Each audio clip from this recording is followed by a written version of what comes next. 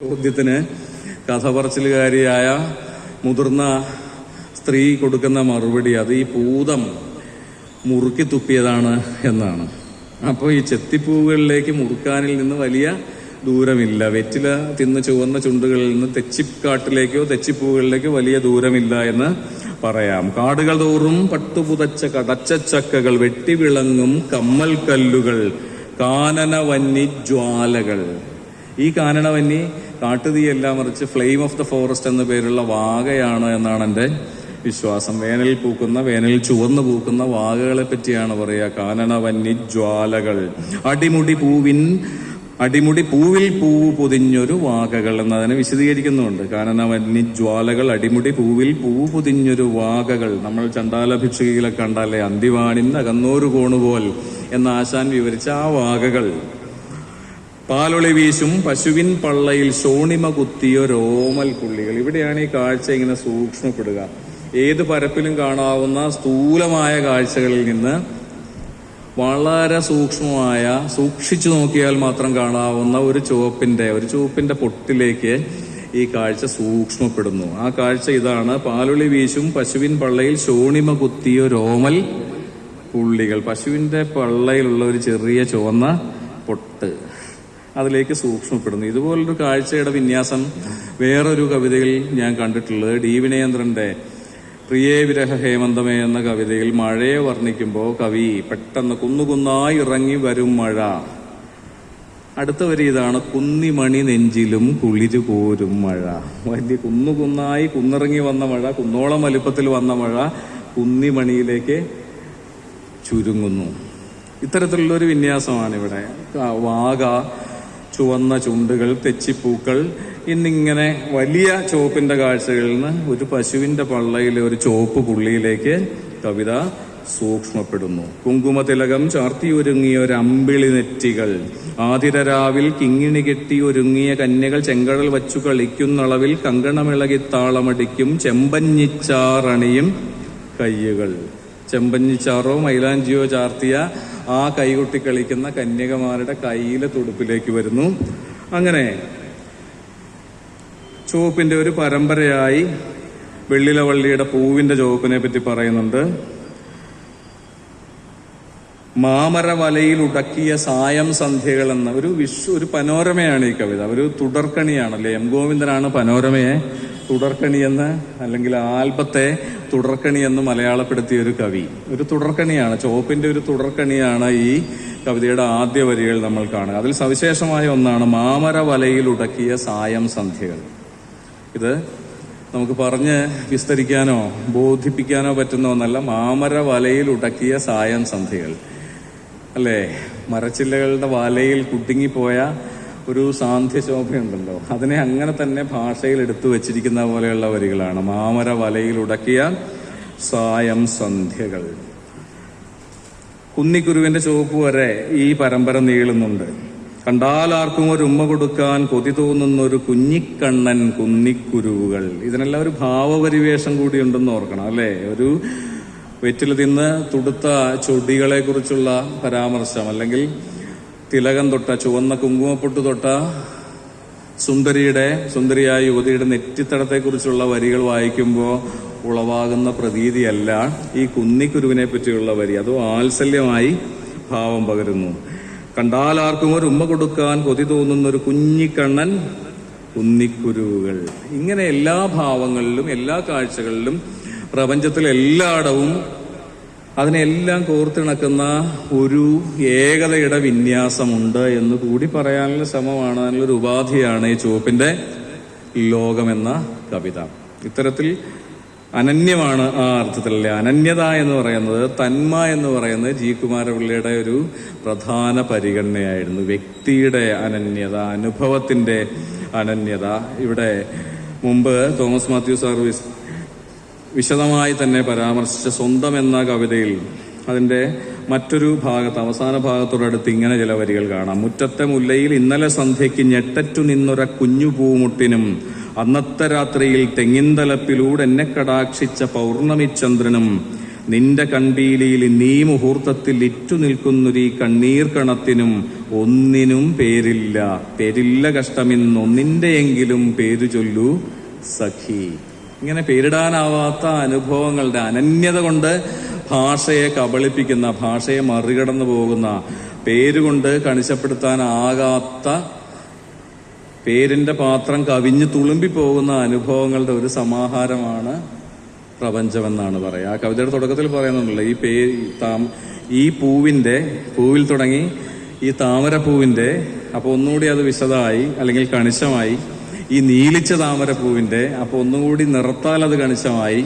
നീ ചൂടുന്ന താമരപ്പൂവിന്റെ, നീലിച്ച താമരപ്പൂവിന്റെ, നീ ഇന്ന് ചൂടും ഈ താമരപ്പൂവിന്റെ, നീ മാത്രം ഇന്ന് ചൂടും ഈ താമരപ്പൂവിന്റെ പേര് ചൊല്ലൂ സഖി എന്നാണ് പറയാ. അതിന്റെ പേര് താമരപ്പൂ എന്നല്ല, നീലിച്ച താമരപ്പൂ എന്നും അല്ല എന്ന് നമുക്കറിയാം. ആ വിശേഷണങ്ങളിലൊന്നും ഉൾക്കൊള്ളിക്കാനാകാത്ത ഒരു അനുഭവ സാന്ദ്രതയുടെ പേരാകുന്നു അത്, അല്ലേ? ഞാൻ വീണ്ടും ഡി വിനയേന്ദ്രൻ എന്ന കവിയെ ഓർക്കുകയാണ്. കാടിനു ഞാനെന്ത് പേരിടും, കാടിനു ഞാൻ എൻ്റെ പേരിടും എന്നവസാനിക്കുന്ന ഈ പേരിടൽ എന്ന് പറയുന്ന ഭാഷ കൊണ്ടുള്ള വഴക്കിയെടുക്കലാണ്, അല്ലേ? ഭാഷ കൊണ്ട് അനുഭവത്തെ വശമ്മതമാക്കാനുള്ള ഒരു ശ്രമമാണ് പേരിടൽ. പക്ഷേ എല്ലാ പേരിടലിന്റെ അപ്പുറത്തേക്ക് അനുഭവം വഴുതി പോകുന്നു, തെന്നിപ്പോകുന്നു, അല്ലേ? ഞാൻ ഇന്ന് സന്ധ്യയ്ക്ക് തെങ്ങിൻ തലപ്പിൽ കണ്ട ചന്ദ്രനല്ല നിങ്ങളിൽ ആരെങ്കിലും, നിങ്ങൾ ഓരോരുത്തരും കാണുന്ന ചന്ദ്രൻ എന്നതുപോലെ കാഴ്ചയുടെ അനുഭവത്തിന്റെ അനന്യതയിൽ ഊന്നിക്കൊണ്ടുള്ള ആവിഷ്കാരങ്ങളാണ് നമ്മളിവിടെ ഇപ്പോൾ സൂചിപ്പിച്ച സ്വന്തം, വളവുകൾ, ചുവപ്പിന്റെ ലോകം. ഈ കവിതകളിൽ ഇത് അങ്ങനെ തന്നെ ഒരു ഗണമാണ്, വേറിട്ട് നിൽക്കുന്ന ഒരു ഗണമാണ് മലയാള കവിതയിൽ. അത് സരള കാൽപ്പനികതയുടെ അല്ലെങ്കിൽ വൈകാരികതയുടെ ലോകമല്ല, മറിച്ച് ഭാഷ കൊണ്ട് എങ്ങനെ ലോകത്തെ ആവിഷ്കരിക്കാമെന്ന വളരെ ദാർശനികമായ ജിജ്ഞാസയിൽ നിന്ന് ഉണ്ടാകുന്നതും വൈവിധ്യപൂർണമായിരിക്കുമ്പോഴും ലോകത്തെ ഐക്യപ്പെടുത്തുന്ന ചിലത് അരിച്ചു മാറ്റി എടുക്കാനുള്ള, അല്ലേ? ചുവപ്പിന്റെ ലോകം എന്ന കവിതയിൽ ചുവപ്പുകൾ മാത്രം അരിച്ചു മാറ്റി എടുക്കുകയാണ്, ചുവപ്പിന്റെ ലോകം മാത്രമായിട്ട് മറ്റെല്ലാറ്റിനെയും ഒഴിവാക്കിക്കൊണ്ട്. വളവുകൾ എന്ന കവിതയിലാകട്ടെ വളവുകളിലേക്ക് ലോകത്തെ സംഗ്രഹിക്കുകയാണ്, വളവുകൾ മാത്രം അരിച്ചു മാറ്റി എടുത്ത് ഒരു കവിതയിൽ നിക്ഷേപിക്കുകയാണ് കവി. അത് തന്നെ എത്ര സൂക്ഷ്മമാണ്, മനോഹരമാണ് എന്നത് വളരെ ചെറിയ ഒരു കവിത കൂടിയാണ് അത്. ഗാനത്തിൻ ലയത്തിൽ തൻ വീണയെ ചുംബിക്കുന്നോർ ഓമലിൻ കഴുത്തിന്റെ സൗമ്യമാം കുനിവിലും. വാക്കുകൊണ്ട് ചിത്രം വരയാന്നൊക്കെ നമ്മൾ പറയും. ഇവിടെ ഈ ചിത്രരചന എത്ര സൂക്ഷ്മമാണെന്ന് ശ്രദ്ധിക്കുക. ഗാനത്തിൻ ലയത്തിൽ തൻ വീണയെ ചുംബിക്കുന്നോർ ഓമലിൻ കഴുത്തിന്റെ, വീണ വായിക്കുന്ന ഒരുവളുടെ കുനിഞ്ഞ കഴുത്തിന്റെ വളവ്. അത് കാണണമെങ്കിൽ ഒരു സാധാരണ ദൃഷ്ടിയോ ഒരു സാധാരണ മൂവി ക്യാമറയോ പോരാ, അതിലൊരു കവിയുടെ കണ്ണ് തന്നെ വേണം. സൗമ്യമാം കുനിവിലും, ആ വിശേഷണം കൂടി ശ്രദ്ധിക്കുക. വെറും കുനിവല്ല, സൗമ്യമായ ഏറ്റവും നേർമയേറിയ കുനിവിലും. വേലിയിൽ ചുറ്റിപ്പറ്റി തഞ്ചമായി പടർന്നേറും, അല്ലെ? ആ വൃത്തം എങ്ങനെ ഈ അനുഭവത്തെ, ഈ ആവിഷ്കരിക്കുന്ന അനുഭവത്തെ പിന്തുണയ്ക്കുന്നു എന്ന് നോക്കുക. വേലിയിൽ ചുറ്റിപ്പറ്റി തഞ്ചമായി പടർന്നേറും പാവലിൻ നനുത്തോരു പൂവള്ളി ചുരുളിൽ. ആ പടർച്ച താളത്തിലൂടെയും ഭാഷയിലൂടെയും നമ്മൾ അനുഭവിക്കുന്നുണ്ട്. വേലിയിൽ ചുറ്റിപ്പറ്റി തഞ്ചമായി പടർന്നേറും പാവലിൻ പടർവള്ളി ചുരുളിലും, കായലിൻ ഒടിവിലും, അല്ലെ? വളവിന്റെ പര്യായങ്ങളാണ്. കുനിവിലും, ഒടിവിലും, ചുരുളിലും. കായലിൽ ബിംബിക്കുന്ന 1000 ചെന്തെങ്ങിന്റെ ചാഞ്ചാടും പുളവിലും. അവിടെ ഈ വിശേഷണ പദങ്ങളുടെ ഒരു സൂക്ഷ്മതയാണ്. കായലിൽ നിഴലിക്കുന്ന തെങ്ങിന് ചാഞ്ചാടുന്ന പുളവാണ്. വളവ് ആയിരിക്കുമ്പോൾ തന്നെ അത് ചാഞ്ചാടുന്നു, അത് ചലിക്കുന്ന പുളവാണത്, അല്ലേ? ഒരു സർപ്പിളമായ ചലനമാണ് എന്നുകൂടി വളരെ കണിശമായി സൂചിപ്പിച്ചുകൊണ്ടാണ് ഈ വിവരണം മുന്നോട്ട് പോവുക. ശിശുവിൻ പാവാടയിൽ കൊഞ്ചിടും ഞുറിവിലും കുലച്ച വില്ലിനൊപ്പം ജോഡിച്ച കാളക്കൊമ്പിൻ ചൊടിക്കും വളവിലും, അല്ലെ? ജോഡിച്ച കാളക്കൊമ്പ്, അല്ലെ? ജോഡിയായിട്ട് നിൽക്കുന്നതിനെ ജോഡിച്ച. അത് എൻ്റെ ഒരു ധാരണയിൽ പണ്ട് സംസ്കൃതത്തിൽ ചെരുപ്പിന് ജോഡ് എന്നാണ് പറയുക. അങ്ങനെ ഒരു പര്യായമുണ്ട്. അത് കുമാരനാശാന്റെ ശ്രീബുദ്ധ കാണാൻ ജോഡ് എന്ന വാക്ക്. അപ്പൊ ജോഡ്, ചെരുപ്പ് ജോഡിയായതുകൊണ്ട് അങ്ങനെ ജോഡിയായി കാണാം. അങ്ങനെയാണ് ഈ ജോഡി എന്ന വാക്കിന്റെ ഒരു വരവ്. ജോഡിൽ നിന്നാവാൻ സാധ്യതയുണ്ട്. അത്തരത്തിൽ കാളക്കൊമ്പിനെ, ഇരട്ടയായ കാളക്കൊമ്പിനെ കുറിച്ച് പറയുകയാണ് ജോഡിച്ച കാളക്കൊമ്പ്. അല്ലേ? ജോഡി എന്നതിൽ നിന്നൊരു ക്രിയാപദം ഉണ്ടായിരിക്കുകയാണ്. ജോഡിച്ച, അല്ലെങ്കിൽ ഒരു നാമവിശേഷണം ഉണ്ടായിരിക്കുകയാണ്. ജോഡിച്ച കാളക്കൊമ്പിൻ ചൊടിക്കും വളവിലും. അല്ലെ? കാളക്കൊമ്പിന് ഒരുതരം ധൃഷ്ടതയുണ്ട്, ഒരുതരം അഗ്രസീവ്നെസ് ഉണ്ട്, ആക്രമണോത്സുകതയുണ്ട്. അതുകൊണ്ടാണ് പറയുക ചൊടിച്ച വളവാണ്. ഈ കുഞ്ഞിന്റെ പാവാടയുടെ വളവ് പോലെയല്ല അത്. അല്ലെങ്കിൽ പൂത്ത പാവൽ വള്ളിയുടെ വള്ളിച്ചുരുള് പോലെയല്ല അത്. കായലിന്റെ ചലിക്കുന്ന ഓളങ്ങളുടെ പുളച്ചിൽ പോലെയല്ല അത്. ഇത് ചൊടിച്ച വളവാണ്. ജോഡിച്ച കാളക്കൊമ്പിൻ ചൊടിച്ച വളവിലും ശംഖത്തിൻ പിരിവിലും. അവിടെ വളവിന് മറ്റൊരു പര്യായം കൂടി കൈവരുന്നു, പിരിവിലും. പിരിശംഖ എന്നാണല്ലോ പറയാ, വലം പിരിശംഖ എന്നൊക്കെയാണല്ലോ പറയാ. മെത്തപ്പായ് തെറുപ്പിലും ചായുന്ന വാഴക്കൂമ്പിൻ മുക്തമാം തൊടുപ്പിലും പട്ടുനൂൽ കുരുക്കിലും. ഇതിന്റെ അവസാന വരികളിലാണ് ഇതുവരെ കവി പറയാൻ ആഗ്രഹിച്ചവയുടെ ഒരു സംഗ്രഹമുള്ളത്. എങ്ങനെ ഈ പ്രപഞ്ചം ഒരു താളാത്മകമായ വിന്യാസമായിരിക്കുന്നു. ഞാൻ ആദ്യം പറഞ്ഞ പാറ്റേൺ എന്ന വാക്കേ ഉള്ളൂ. അതിന് ഈ പാറ്റേൺ എങ്ങനെയാണ് നമ്മൾ മലയാളപ്പെടുത്തുക എന്ന് എനിക്കറിയില്ല. പാറ്റേണിനൊരു മലയാളം എന്താണെന്ന് ഞാൻ കുറച്ച് ആലോചിച്ചു, ഇവിടെ ഇരുന്ന് കിട്ടിയിട്ടില്ല. കിട്ടാനുള്ള സാധ്യതയും ഇല്ല. പാറ്റേൺ എന്ന് പറഞ്ഞാൽ എന്താണ്? അതിനെന്താ ഒരു മലയാളം? ആർക്കെങ്കിലും തോന്നുന്നുണ്ടെങ്കിൽ പറയണം. വിന്യാസ രീതി, രൂപ, അങ്ങനെയൊക്കെയാണ് ഏകദേശം. അല്ലേ? എല്ലാം ഏകദേശമാണല്ലോ ഉദ്ദേശം.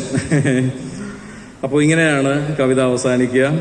രൂപത്തിൻ രാഗം കണ്ടേൻ, രേഖ തൻ താളം കണ്ടേൻ, രൂപരേഖകൾ നെയ്യും ശുദ്ധമാം ലയം കണ്ടേൻ. ഇങ്ങനെ രൂപങ്ങളുടെ ലയം, അല്ലെ? രേഖകളുടെ താളം, രൂപങ്ങളുടെ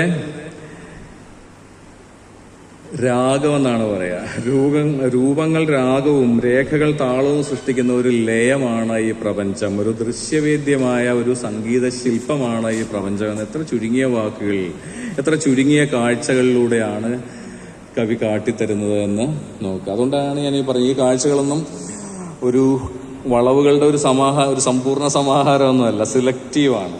വളരെ സൂക്ഷ്മമായി ഒരുതരം ആന്തരിക വൈവിധ്യം നിലനിർത്തിക്കൊണ്ട് തെരഞ്ഞെടുക്കപ്പെട്ട വളവുകളുടെ ഒരു കാലിഡോസ്കോപ്പിലൂടെ, അല്ലെ? കലൈഡോസ്കോപ്പ് എന്നാണ് പറയുക. കലൈഡോസ്കോപ്പിക് കാഴ്ചയാണ്. നമ്മൾ ഈ വളപ്പൊട്ടുകളിട്ട് അതിൽ നിന്നൊരു പാറ്റേൺ ഉണ്ടാക്കുന്നതിനെയാണല്ലോ കലൈഡോസ്കോപ്പ് എന്ന് പറയുക. അതുപോലെ കവി തിരഞ്ഞെടുത്ത വളവുകളുടെ, വളഞ്ഞവയുടെ, ഭംഗിയുള്ള വളവുകളുടെ ഒരുതരം വിന്യാസ ഭംഗിയാണ്. അല്ലെ? പാറ്റേണിന് വേണമെങ്കിൽ നമുക്ക് വിന്യാസ ഭംഗി എന്ന് പറയാം ആയിരിക്കും, അല്ലെ? അല്ലെങ്കിൽ സവിശേഷ വിന്യാസം എന്ന് പറയാമായിരിക്കും. അപ്പൊ ഈ സന്ദർഭത്തിൽ ഓർമ്മ വരുന്നത്, ഇവിടെ ഈ വേദിയിൽ ഇരിക്കുമ്പോൾ ഓർമ്മ വന്ന ഒന്നാണ്, ഇമേജിസ്റ്റ് കവിയായ അമീലോവലിന്റെ പാറ്റേൺസ് എന്ന പേരിലൊരു കവിതയുണ്ട്.